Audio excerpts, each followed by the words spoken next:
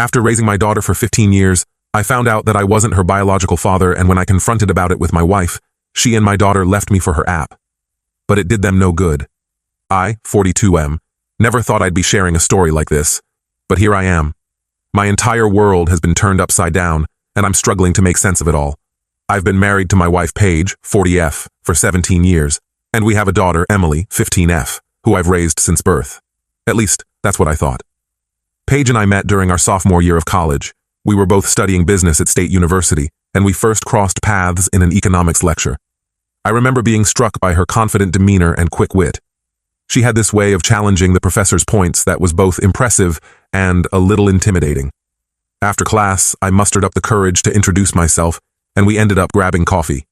That coffee date turned into study sessions, which turned into real dates. We bonded over our shared ambition and drive.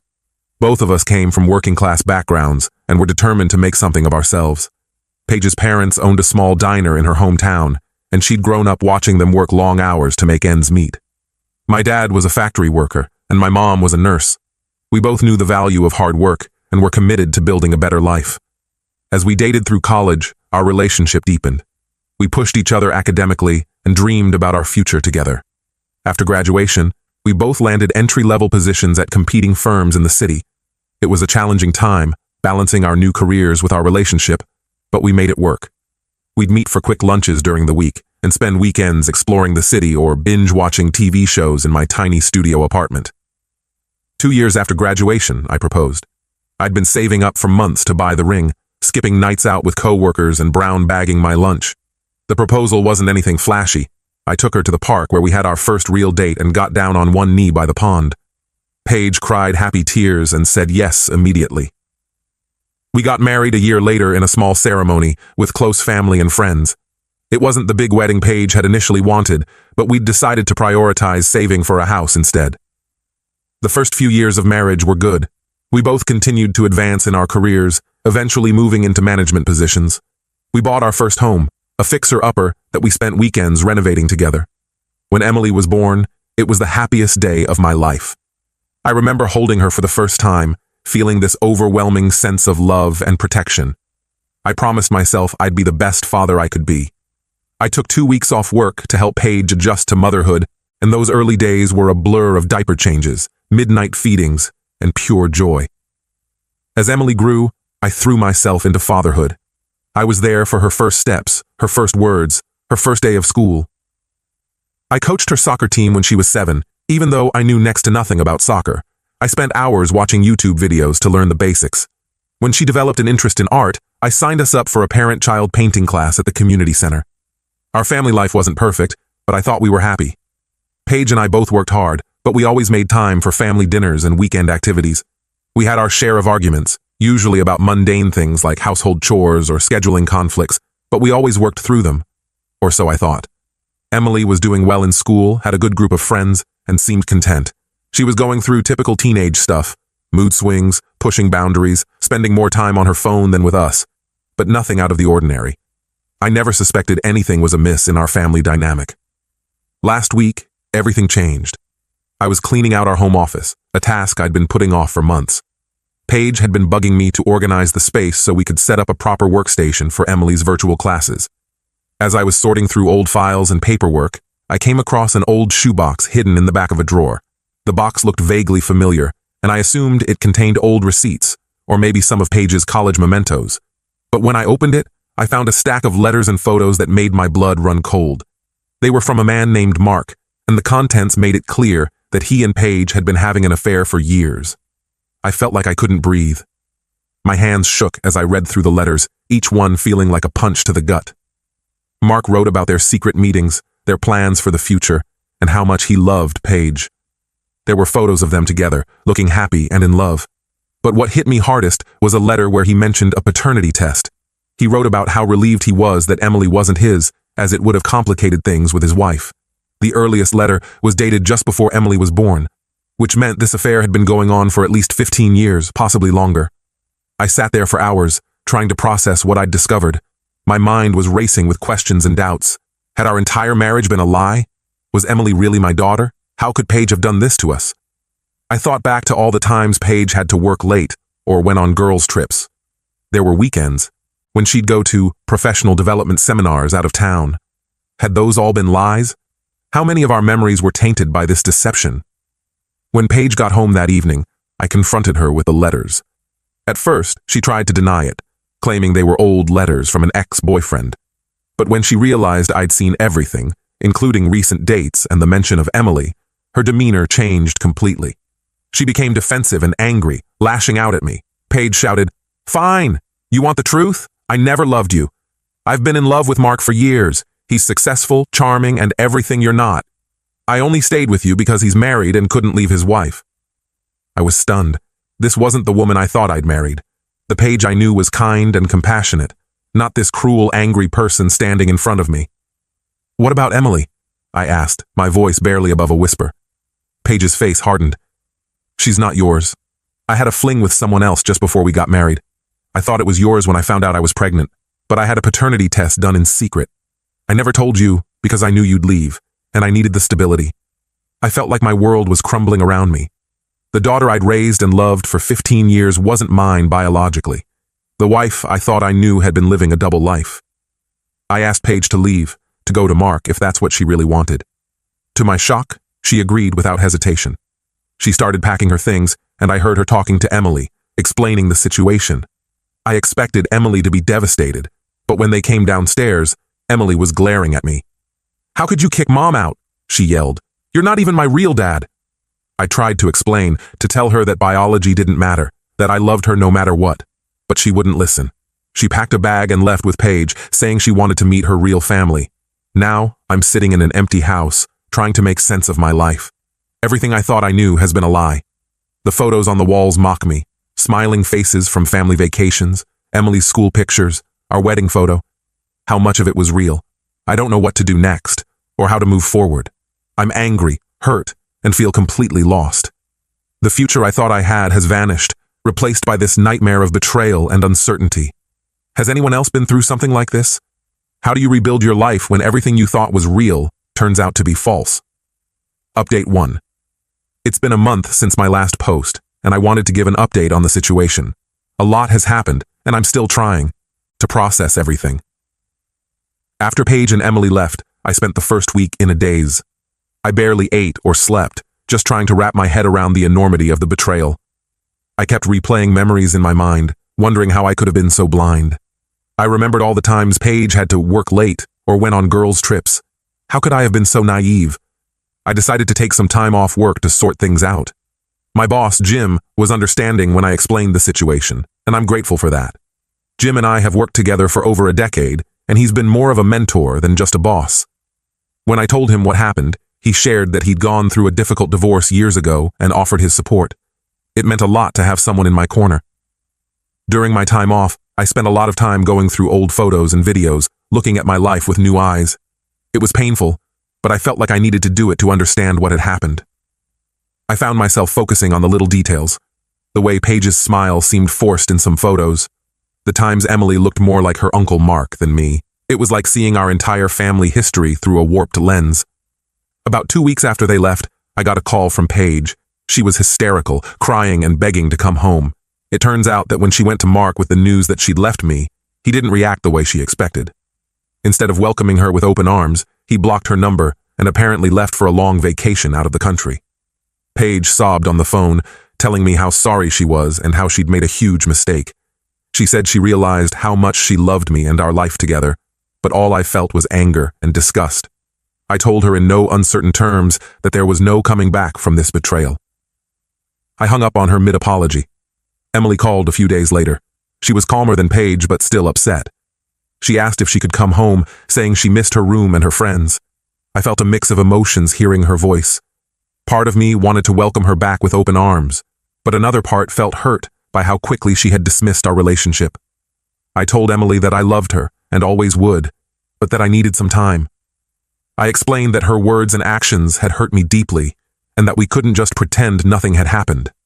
She got angry again, accusing me of abandoning her. It was a difficult conversation, and it ended with her hanging up on me. In the meantime, I've been trying to take care of myself. I joined a gym and have been working out regularly. It helps me sleep better and gives me something to focus on. The Physical exertion helps quiet my mind, if only for a little while. I've also been spending more time with friends, people who knew nothing about the affair and have been supportive.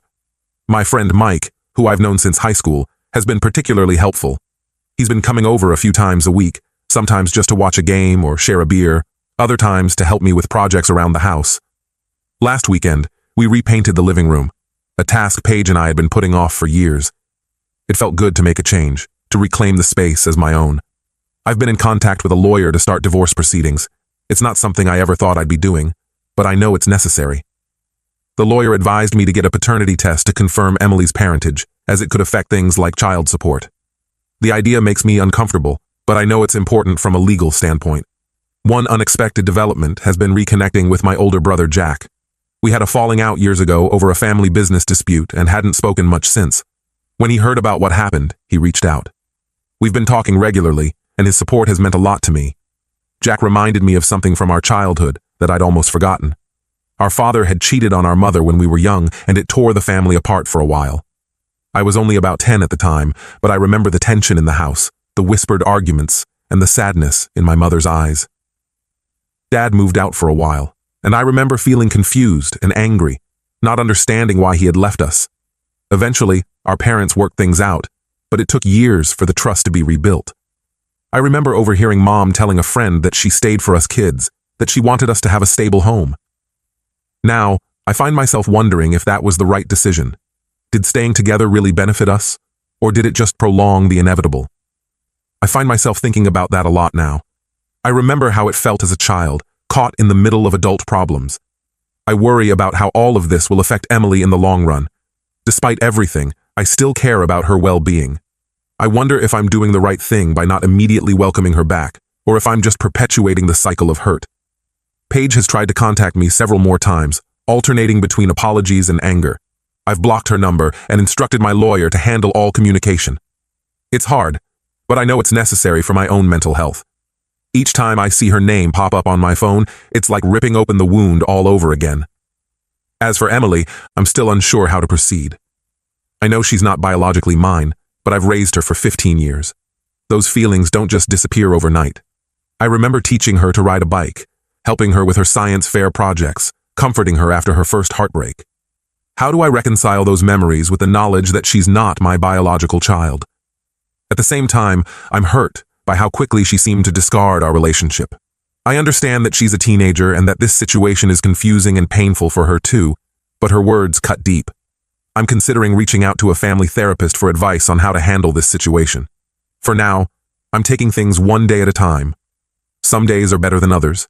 I'm trying to focus on the future, on rebuilding my life, but it's hard not to dwell on the past, on all the years I was living a lie. If anyone has been through something similar, I'd appreciate any advice on how to move forward. Update 2. It's been another month, and I wanted to provide one more update on my situation. Things have continued to evolve, and while I can't say everything is better, I at least feel like I'm on a path forward. The divorce proceedings are underway. It's been a messy process, with Paige fighting me every step of the way. She's trying to claim that she's entitled to half of everything, despite her infidelity. My lawyer assures me that we have a strong case, especially given the evidence of her long-term affair. Still, it's been emotionally draining to hash out the details of our life together in such a clinical, adversarial way. The paternity test results came back, confirming what Paige had told me. I'm not Emily's biological father. It was a hard pill to swallow, even though I'd known it was likely true. Seeing it in black and white made it feel final in a way it hadn't before. I spent a whole day just staring at that piece of paper, trying to reconcile it with the 15 years of memories I have of raising Emily. Emily has been staying with Paige at her parents' house. She's called a few times, and our conversations have been tense. She's angry that I'm going through with the divorce and blames me for breaking up the family. I've tried to explain that it was Paige's actions that led to this, but she doesn't want to hear it. It's painful to hear the resentment in her voice, to feel the distance growing between us. Last week, Emily had a dance recital. It was an event we'd been planning for months before everything fell apart. I'd always attended her performances, usually sitting in the front row with a bouquet of flowers and my camera ready. This time, I watched from the back of the auditorium, slipping out before the end to avoid a confrontation with Paige. Seeing Emily on stage, graceful and confident, made my heart ache. I'm proud of her, but I don't know how to express that in our current situation. I've started seeing a therapist to help me work through my feelings. It's been helpful to have someone to talk to who can offer an outside perspective. We've been working on strategies for dealing with my anger and hurt and on setting boundaries with Paige and Emily. It's a slow process, but I think it's necessary for my mental health.